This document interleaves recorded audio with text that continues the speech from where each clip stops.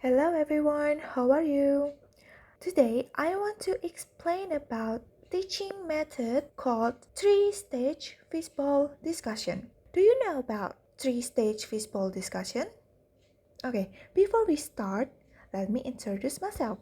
My name is Sky Chayaningrum and my student number is 0924014651. Are you ready? Let's get started. First slide, the theory. This method is based on cooperative learning theory, which emphasizes student-centered learning through interaction and collaboration. In this strategy, students actively engage in discussion, students develop listening and analytical skills, and also learning occurs through both participation and observation. So, metode ini menggunakan teori cooperative learning, di mana pembelajaran itu berpusat pada siswanya. Jadi, disinilah yang lebih aktif itu siswanya, bukan gurunya. Next is introductions. What is stage fishbowl discussions?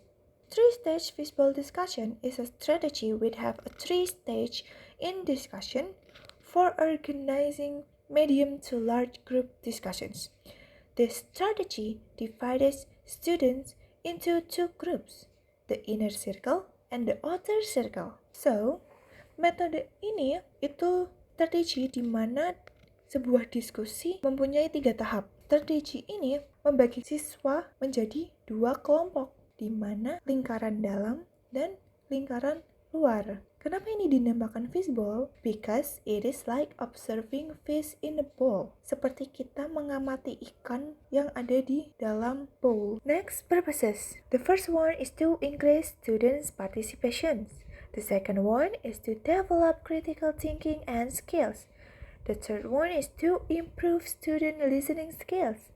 And the last one is to encourage active and reflective learning. So, this method bertujuan untuk meningkatkan partisipasi siswa, lalu mengembangkan kemampuan berpikir kritisnya, lalu untuk meningkatkan kemampuan mendengarnya, dan mendorong pembelajaran lebih aktif dan reflektif. Next, inner and outer circle. In the introductions, we already know about inner and outer circle, right? So, this slide shows more detail about inner and outer circle. Okay, I will explain one by one from inner circle. Look at the picture. Look, small circle in a green color. The place where the main discussion take place. Di lingkaran itulah, lingkaran kecil di tengah itu adalah tempat di mana diskusi utama dilakukan. And it usually consists of 3 until 5 students. And the students in the circle actively discuss the material, solve problem, or make decision. Jadi, di lingkaran itu mereka bahas apa aja gitu. Secara aktif antara menyelesaikan masalah atau itu discuss about something and etc. And then the students focus on speaking, arguing, and exchanging idea. And then outer circle. Okay, look at the picture again. With the white color in a big circle is called outer circle. The place where other students observe and listen to the discussion taking place in the inner circle. Jadi, lingkaran inilah, lingkaran besar ini, lingkaran luar, tempat di mana students mengamati jalannya diskusi yang dijalankan oleh inner circle. And it consists of all the other students in the classroom.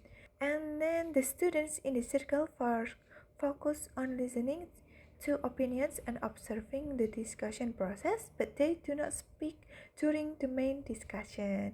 Jadi, ya mereka fokus mendengarkan apa yang didiskusikan oleh inner circle.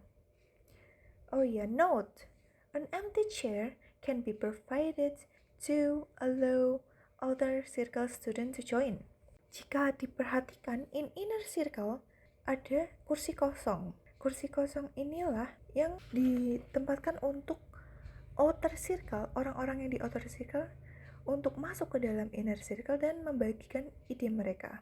Jika mereka sudah menyampaikan sebuah idenya, mereka kembali ke outer circle, tempat duduk sebelumnya, dan membiarkan kursi itu kosong kembali. Next, the three stage.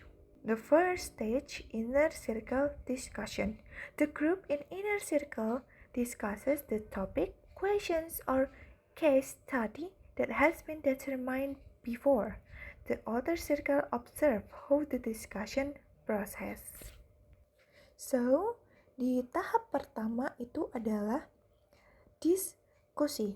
Jadi, grup yang ada di inner circle itu mendiskusikan sebuah topik atau pertanyaan atau studi kasus yang sudah ditentukan sebelumnya, ditentukan oleh guru pastinya.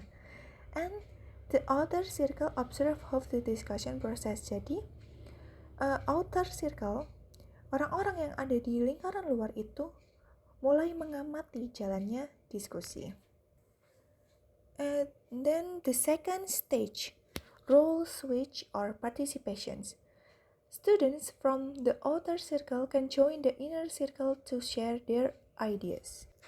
Nah, di tahap kedua inilah murid dari outer circle yang berada di lingkaran luar itu dapat masuk ke dalam inner circle dan menyampaikan argumen mereka. Setelah selesai, mereka kembali lagi ke outer circle. Okay.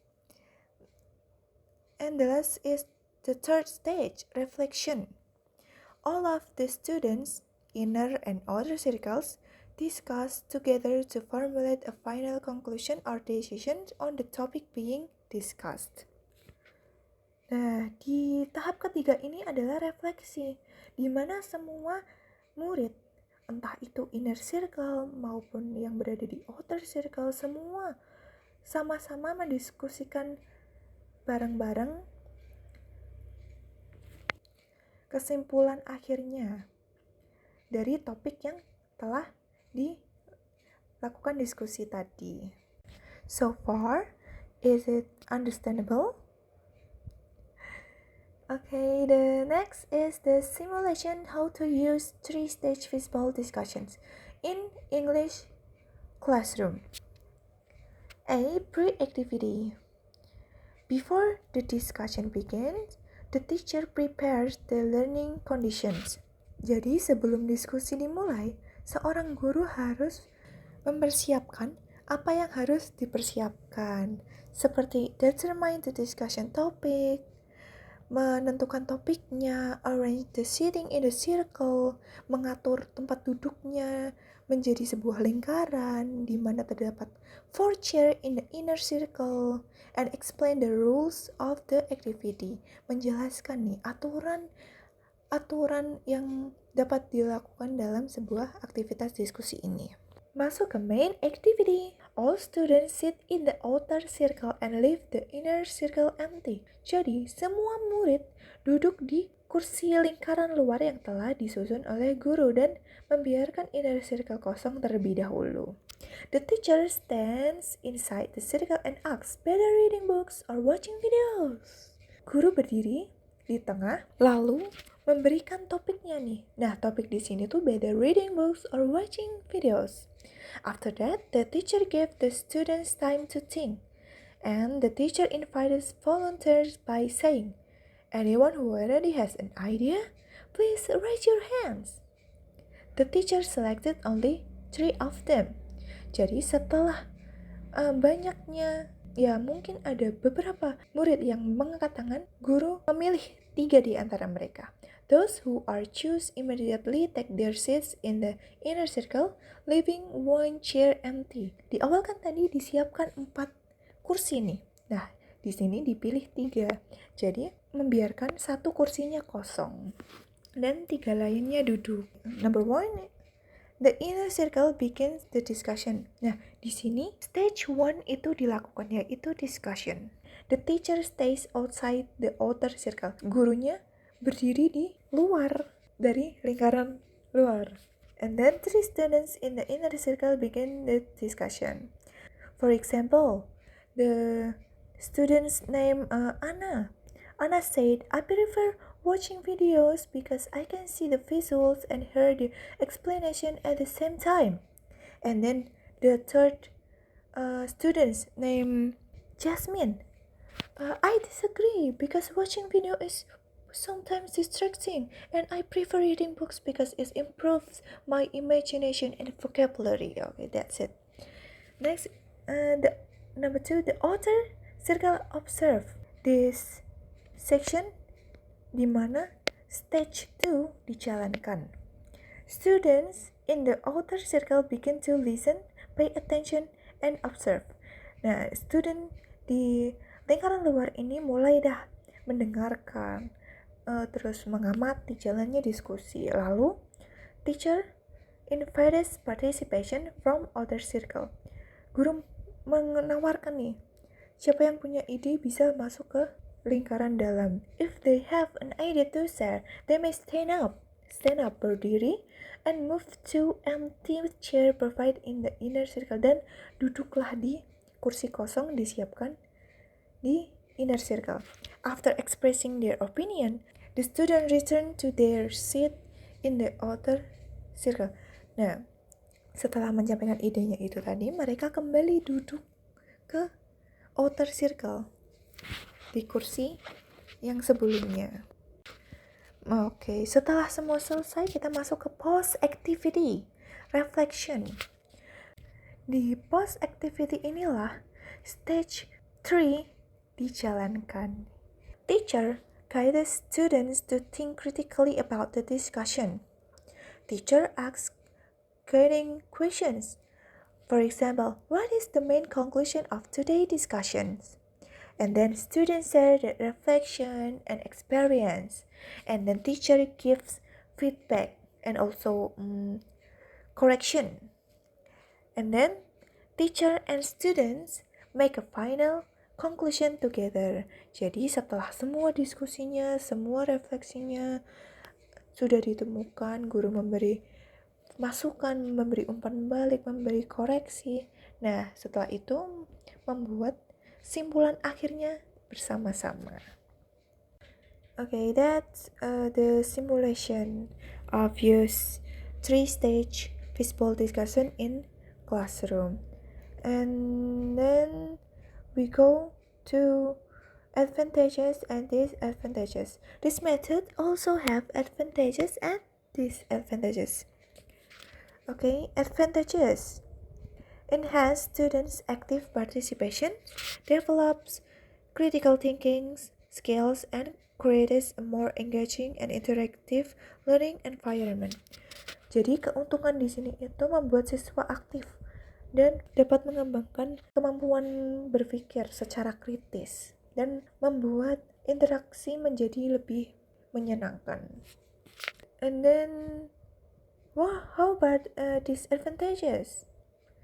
Not all students get equal speaking opportunities. Nggak semua murid mempunyai kesempatan untuk berbicara. Requires a relatively long time to implement, karena nggak bisa semuanya mempunyai kesempatan berbicara karena waktunya yang terbatas. This method itu perlu waktu yang panjang and needs sufficient classroom space, dan membutuhkan ruang kelas yang luas, karena ini kan membentuk sebuah lingkaran besar dan lingkaran kecil di dalamnya. Alright, that is the explanation of the 3-stage discussion method, and I hope it is understandable. See you next time, and thank you, bye.